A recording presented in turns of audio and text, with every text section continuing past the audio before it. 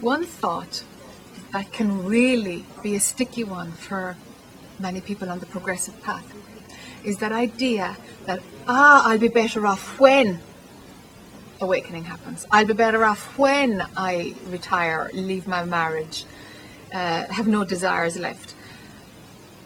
And if you think about it, it's crazy, because really all you're doing is setting up an imagined idea about the future as if it's going to bring you something that you don't have now. The thing is, all that's happening there is that the idea of hope is running. It's just hope. And hope is focusing on the future. It's based on zero, because there's no clue of what's going to happen downriver, thankfully. In order to run this hope idea, there must be some dissatisfaction with what's happening now. There must be a desire for something better to happen. So with this concoction, this cocktail of rejection of what's happening now and running a little subtle desire in the future, and then buying the idea of hope, you've got this total denial of what's here and now. The thing is, this is as good as it gets. Right here, right now, this is as good as it gets. This is all there is. Lump it, like it. This is all there is. But the I will just imagine that I'll be better off when. The classic, of course, is because there's been such a myth around awakening, around enlightenment, around liberation, whatever level we talk about. Same idea. The myth is that I'll be better off when I'm not there. I'll be better off without myself. I'll be better off without the sufferer. Well, actually, how is that possible? So running this idea about hope in the future leads nowhere. How it is now is as good as it gets.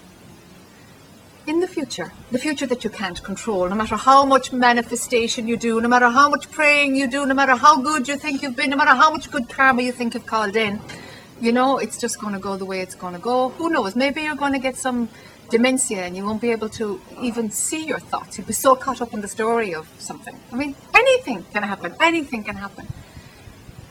But if you're stuck in a nice story and totally wanting to control something and have an investment in the idea of how it would be if you were happy, then the whole point of what you are isn't involved in this anymore. Becomes so far away, becomes so far removed, because you're caught up in this cocktail of ideas of how it should be and what it would take for you to be happy.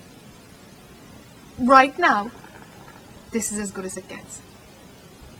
No matter what happens downriver, you know what? You'll find some way to cope with it. You'll find some way of responding. Life kind of takes care of itself. It keeps moving and shifting, and even if you stay indoors for like the next 5 years, life would still happen. You can't hide away from life. You just can't. So you might as well just embrace it. Let it have you. It's like being the cork of a wine bottle on top of the ocean. The waves are going to toss you around. You might kind of go under a wave, but you'll bump to the top again. And life is a little bit like this. So trying to imagine that I'll be better off when I see the truth. The I is going to die. That's all. That's what this search for truth is about, is the death of who you think you are. When that I dies and mind no longer can pull up the belief in a story about me, it can no longer pull up any identification with thought. When this happens, there's nobody there to enjoy the consequences. There's no sense of like, oh, I'm out of it. It's all okay now. Oh, there's no sufferer.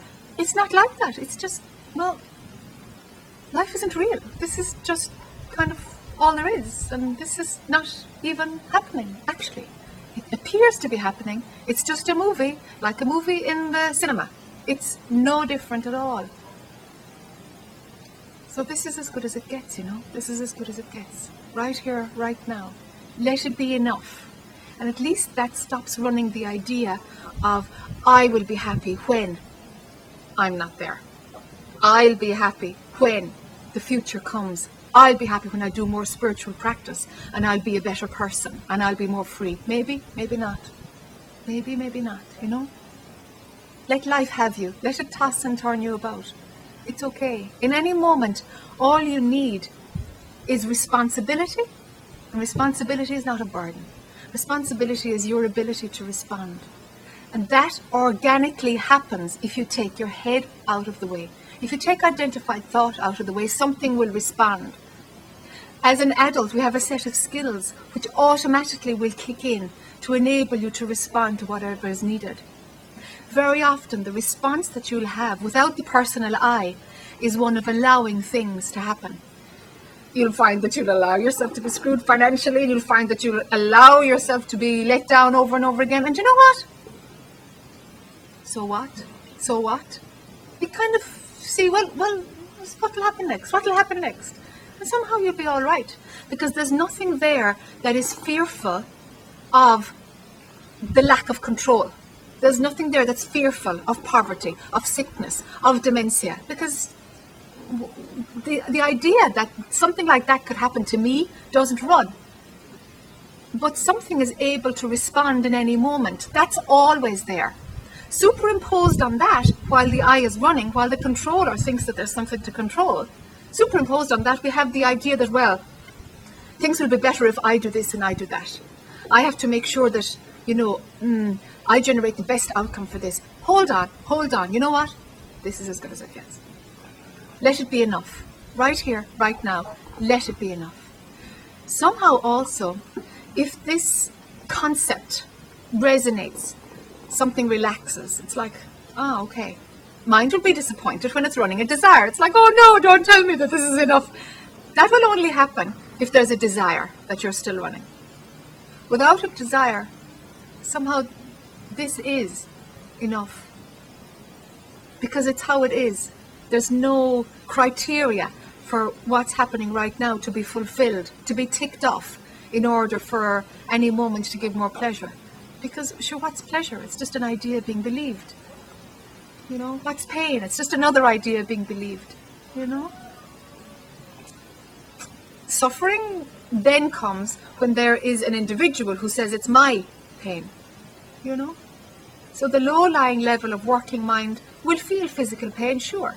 But is it mine? Is it there an I who wants to get rid of it? This is when desire and identification kicks in. So physical pain, fine. It comes, it goes. There's kind of a so what about it without the identified mind. Let things be as they are. It's just fine. May things be as they are.